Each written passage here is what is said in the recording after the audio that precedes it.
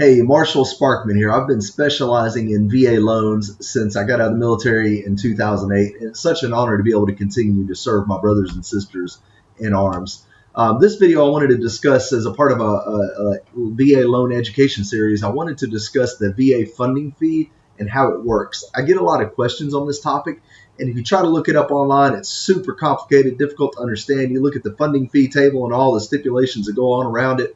It's just complicated. So I wanted to kind of break it down in very simple layman's terms. So here's a couple key points that you need to know and understand. First of all, if you have a service-connected disability, you do not have to pay the funding fee. Actually, technically, the definition is the VA guideline states if you are receiving compensation, then you do not have to pay the funding fee. Now, if you are active duty, guess what? You got to pay it. If you're active guard or reserve and you haven't filed any VA disabilities, then you're going to have to pay it.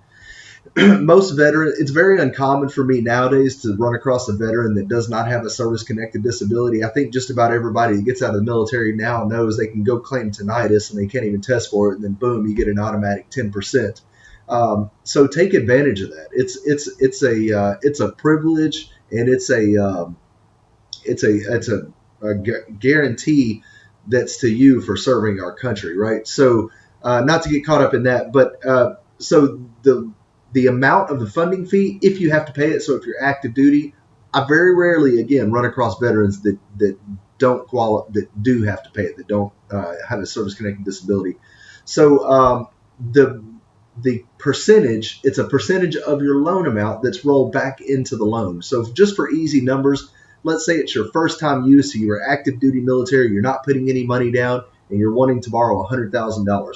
They're going to take that 2.3%, they're going to roll it back into your loan. So at the end of the day, although you're borrowing $100,000, they're going to add that to it, and you're going to be borrowing $102,300. So that's how it works. It's financed into the loan. You're paying it over a 30-year period. Okay. So you can check out below here. I've got links and a copy and paste of the actual funding fee table to see if how much it is that you're going to be paying. They just changed it this year, effective January 1st, 2020. It's going up to 2.3% for the first time you used it. It's going to 3.6% for every subsequent use. Now, that's for active, guard, or reserve.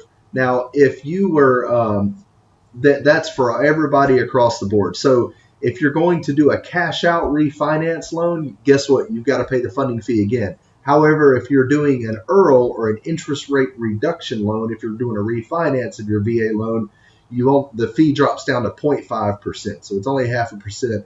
It's a lot better. So just know if you do have a funding fee, here's what it's going to look like. It's going to be rolled into your loan. This is basically the way that the VA makes a little bit of their money. They call it their easing the burden of taxpayers, but really, I think it's just another way for them to be able to keep the lights on at the VA in addition to their government money. So if you have any questions over the VA funding fee, hopefully I've broken it down for you. If you got any questions anytime about anything regarding VA loans, I'm your guy. Feel free to reach out. And if you'd like to apply for a VA loan today, you can do so below.